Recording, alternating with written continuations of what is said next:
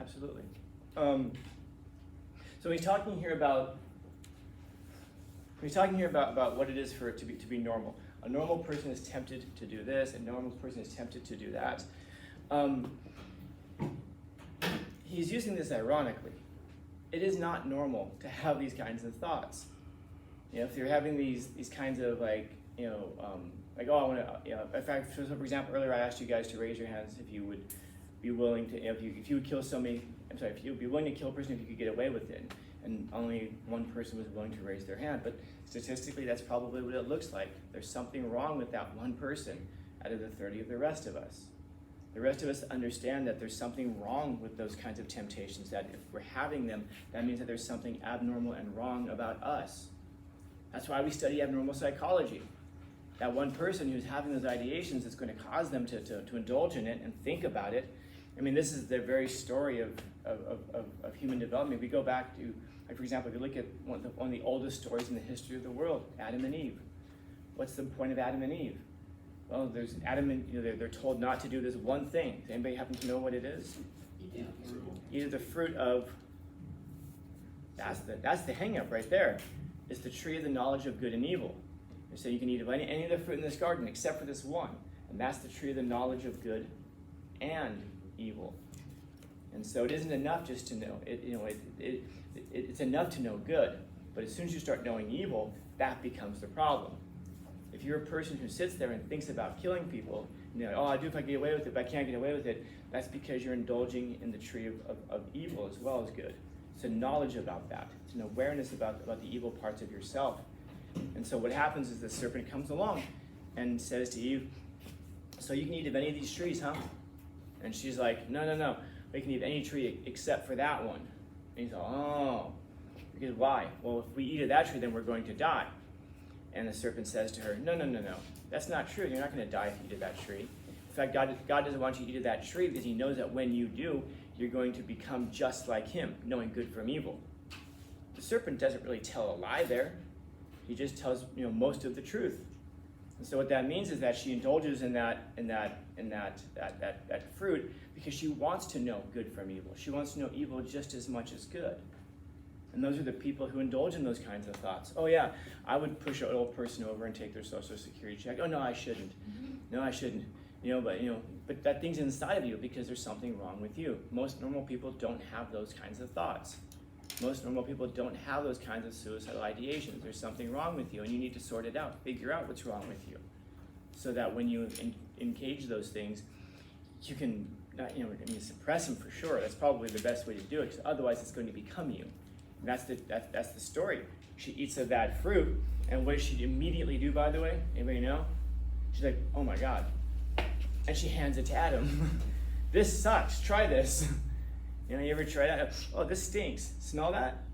That's basically what she does. Oh my gosh, I just ruined my life. Here, can you join me in ruining my life? And then they know evil. It's enough to know good. You don't have to indulge in evil, because the more evil you indulge in, the more that you're going to pursue it. I mean, the story itself says that she sees the fruit. That's the first thing. She sees it. It says that she thinks about it. It says that it's pleasing to the eyes. So first thing, you see it, then you think about it. It's like, maybe it's not so bad. If you start to accept those dark parts of yourself, then you're going to become those dark parts. Tell me if this sounds familiar. If you stare into the abyss also gazes back into you. You need to be careful about the things that you engage in and that you stare into, because those are going to be the things that you become. Helpful? So which one do I actually believe? The whole first one or that second one? It doesn't matter. It's for you to think about and to consider. Others?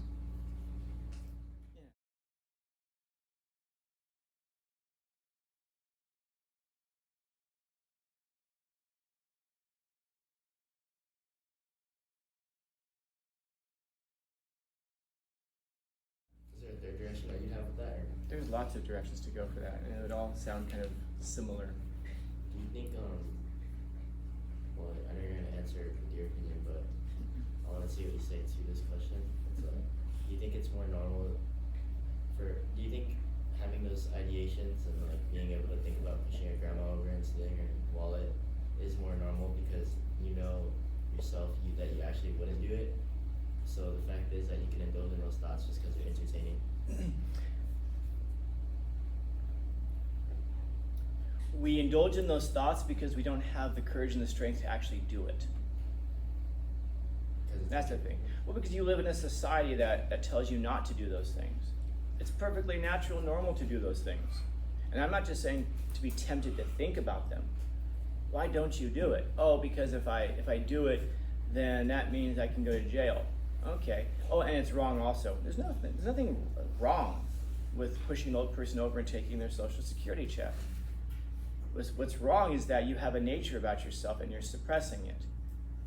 When the lion takes down the gazelle on the savannah, does the lion tackle it, eat it, and then just go, oh my gosh, I did it again. I killed another gazelle. What's wrong with me? No. Why? Because that's its nature.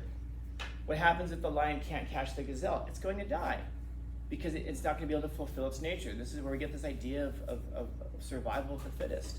Not just the strongest, not just survival of the smartest, it's survival of the fittest.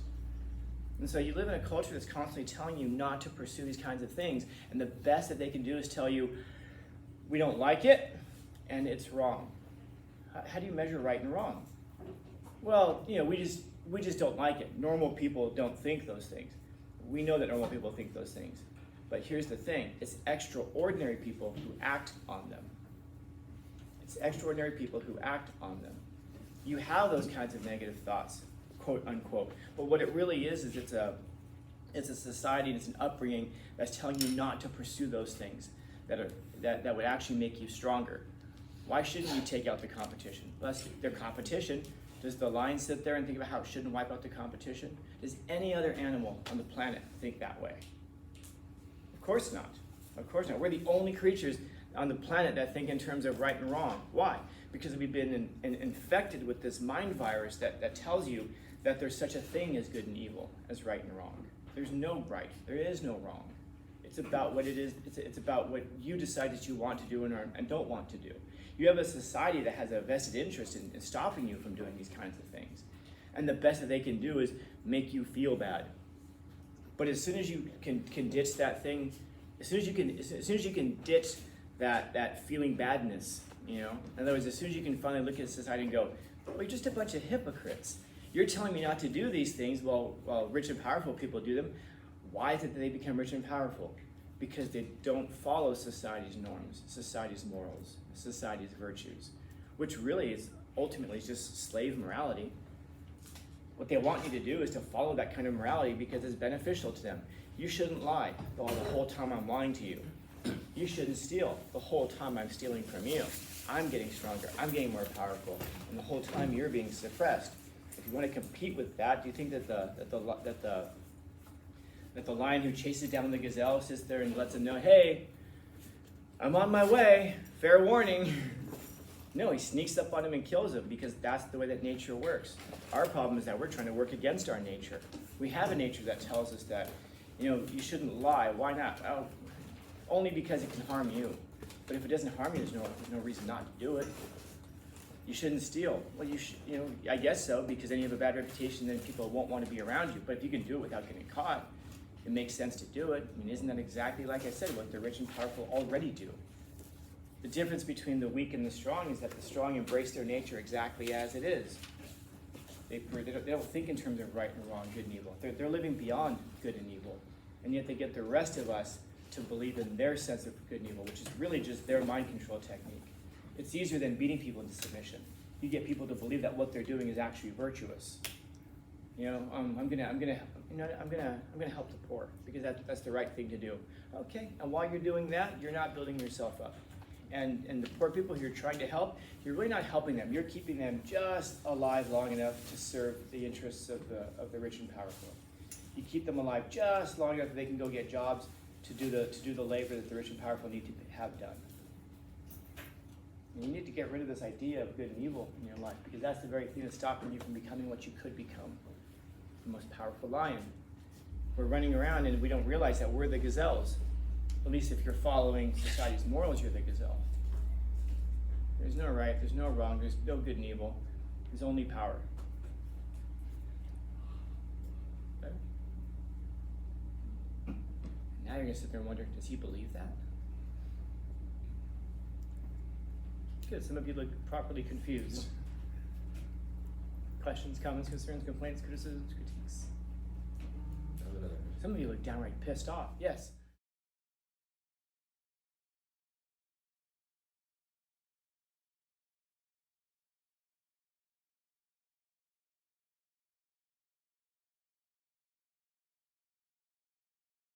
Do you think good and evil solely comes from the idea of good and evil solely comes from religion, like the set of rules? Like I heard that most of the laws that we have come from, like you can kind of relate it to the Bible, and without religion there would be like, I see like a lot of people follow religion for structure in their life, so they can, because they're human nature, you want to know why things work. At least that's what I think. And then I think, to me, religion seems like a convenient way to, or a convenient solution to plop into your head to know why things work, or why things are the way they are. Like, I shouldn't push this ground because it's a sin, or like I should treat people decently. And then on top of that, just from parents telling you, like, mostly from parents just telling you not to do this kind of thing. So religion just Any specific religion or just religion generally? Well, the only ones that I can really say that I'm knowledgeable about is like Christianity and a little bit of Buddhism. Christianity and what? A little bit of Buddhism. Oh, a little bit of Buddhism. Okay. And Catholic. I can take that. Which one would you rather me pursue? Christianity or Buddhism? Would be more interesting. Would you have time for both? I don't think I have the patience from the class for both. I think I'm losing y'all. I think you're all thoroughly confused, because if you miss even like 30 seconds of what I'm doing right now, I think you might be missing the overall point of it. Christianity, okay. No, society does not determine right and wrong. Society is based off of what we know to be natural. We know there's a natural order of things, which is that there is good and evil in the world. The reason that people follow religions is it's a simple reason, because it's true. Our brains are hardwired to worship something. And this is why we suffer from such debilitating mental illness right now, because the things that we're pursuing as our religious centers are things like money and fame and status. These things that are first off bound to this world, but secondly are transient. They're always moving. They're all, how long can you stay relevant? How long can you keep status? Well, you can't. And that's because our very nature itself is like, yeah, we have a physical body, but our very nature in itself is spiritual, it's metaphysical. And that means that we understand that there's something that's created us that's beyond what we are right now. People who come along and tell you, oh, there's no such thing as good and evil, they're telling you that because that's something that for them, they're bound to a physical world. Like I heard this idiot last week talking about how, like a lion who pursues a gazelle on the savannah and takes it down, he doesn't think in terms of good and evil. And he's trying to like anthropomorphize this lion, like, oh, it walks back, oh my God, I've done it again. I can't believe I've killed this gazelle. And that person is missing something so important, which is that, yeah, there's a lion, but it's a physical body. He's pursuing a gazelle to eat it because he's pursuing a physical need, a physical demand. And that's the thing that separates us from the rest of the life on this planet. We have a spiritual nature. Lions, of course, they don't think in good and evil because they're not doing good and evil. They're surviving, they're eating. There's no morality involved in it. But the fact that we do tells us that we're something way above and beyond the rest of the animals on this planet. We're thinking in these abstract terms, good and evil. You can't sit there and look at good and evil in front of you, and yet we know what it is. Because it's something that our very metaphysical, meaning non-physical soul is connected to. I don't have to come in here and tell you what good and evil is. You already know what it is. It's written on your heart. You shall not murder. You shall have no other gods before me. Do not dishonor your mother and your father. These are things that I don't have to tell you what they are, but you live in a society that does everything it can to yank it out of you. I mean, how many of those commandments can you name? How many brands of alcohol can you name? Because you live in a society that's doing the best that it can to make you nothing but a physical being. But you understand intuitively that you're way more than a physical being. That's why you lay awake at night and have these kinds of thoughts. Where do we come from? Do you think your cat sits there and wonders where we come from? Does your dog sit there and wonder what the nature of evil is? Do you monkeys wonder if the devil is messing with their minds? No, of course not. Of course not. We do. And that tells us something super important about ourselves. We are something so much different than anything else that exists on this planet. And it's that physical nature. It's that nature of being like God. That's the thing that tells us good from evil. You don't have to be taught that. In fact, if anything, you have to be taught to try to reject it. When you walk into any of you guys ever like walk into your house and it's dark and you're like, oh, I feel like I shouldn't be here, and you get all nervous, but you walk in anyway, you try to convince yourself that it's okay to do it? You ever been walking down the street and people are walking towards you, you get a terrible feeling about it, but you're like, but I don't want to cross the street because I don't want to offend people. You have these intuitions, and it's society that tries to force you to ignore them. And how's that going for us when we ignore these things? How's it going for us that we reject this idea of good and evil and ignore the things that you absolutely know that at a very basic level are true? You know, we're going around today trying to call good evil and evil good. And again, we have the highest rates of suicide, the highest rates of depression, the highest rates of anxiety, the highest rates of all these mental illnesses. And you don't even need me to tell you that. All you have to do is be alive for 10 years and then look around and tell me what it is that you're saying.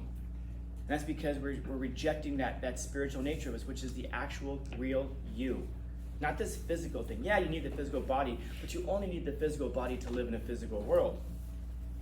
You know intuitively that there's so much more to this, and that's why you ask these questions. That's why, by the way, you have the capacity to think about these things. Now, I want you to imagine something that you've never heard of before, never seen before, and never experienced before. I'll save you the time. It's impossible. I want you to imagine a color that you've never seen before. You can't. You can only reference the things that you've experienced before. You can only reference the things that you've seen before. So now I'll ask you again, how can you possibly have a concept of a soul and a spirit if you've never experienced it before, if you've never been there before? The reason that you can do that is because that's what you are. Otherwise, you'd have no ability to conceptualize it, to imagine it, to invent it. It's not invented. It's real. That's the thing that talks to us about good and evil. Because you know that what you should be doing. You know what you shouldn't be doing. It takes a lot of work to try to reverse that. And that's what you see a lot of today. Dope? Yeah. All right. So you've gotten four very different ideas about the world. And which of them is true? I don't know. That's kind of up for you to figure out. So, having said that, if I'm ever up here talking to you guys and you guys want to hear the other side, feel free, man. Raise your hand and just go, can you give us the other side? Can you give us the opposite perspective? Can you tell us why what you're saying right now is wrong? And I'm happy to do that. I'm happy to do it. Just I don't do it as a normal basis because you can see first off it takes a long time. But also you notice that it can interfere with the flow of things. So last one more time. Questions, comments, concerns, complaints, criticisms, critiques? Neat. Go ahead and put those.